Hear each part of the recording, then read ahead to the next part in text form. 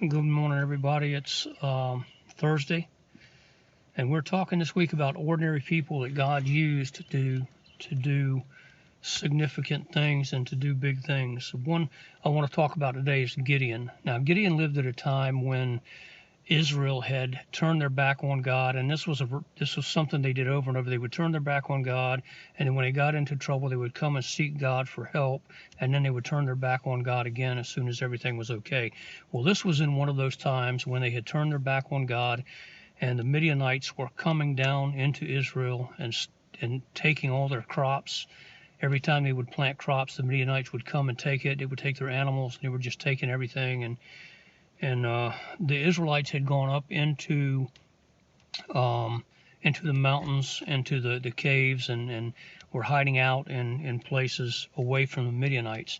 And Gideon had come down to his father's wine press to thresh out the grain so they would have some food. Now, to me, Gideon was afraid, but he did show a little bit of backbone anyway and a little bit of courage by going down into the wine press to do it because he was, ran the risk of being discovered. But there's a couple of things I want to point out about Gideon. Gideon felt he was too insignificant for God to use. Judges 6:15 says, and this is Gideon speaking, and he said to him, Please, Lord, how can I save Israel? Behold, my clan is the weakest in Manasseh, and I am the least in my father's house.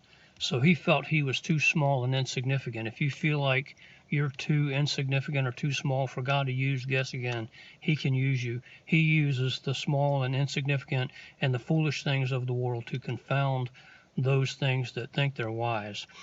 Gideon was, I believe that he was seeking God and he wanted God's help for Israel. I think that he never turned his back on God. It says in Judges 6:13, and again, Gideon said to him, Please, my Lord, if the Lord is with us, why then has all this happened to us? And where are all the wonderful deeds that our fathers recounted to us, saying, Did not the Lord bring us up from Egypt? And now the Lord has forsaken us and given us into the hand of Midian. So I guess he was questioning, why has God done this? And sometimes Christians will go through trouble when everybody around us is going the wrong way and we're trying to seek God.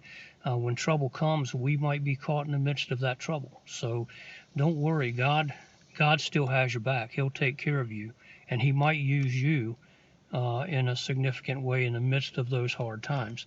Gideon was afraid. There's no doubt about that. In Judges 6:11, Gideon was beating out. He was beating out the wheat and in his father's winepress so that he could hide from the Midianites. In Judges 6:27, Gideon took 2 men of his servants and did as the Lord told him, but because he was afraid of his family and the townsmen, he did it by night. This was when God told him to tear down his father's idols. And then in Judges 6:36 through 40, Gideon sought not one but 2 signs from God to say, if this is really what you want me to do, then give me a sign. And then in Judges 7:9 through 11, the same night the Lord said to him, Arise, go down against the camp, for I have given it into your hand.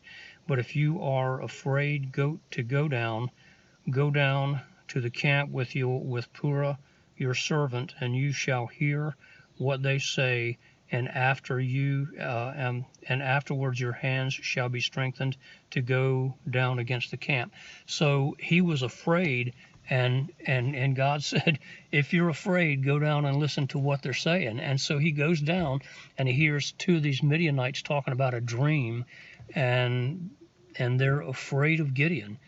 And in the end of the story, Gideon takes his 300 men that God gave him after a serious force reduction, and he defeated the Midianites, and God did a great work through him. So if you are afraid, there's no need to be. God's going to take care of us. And if you think you're too insignificant, guess again. God's got to work for you. He can use you. So be blessed.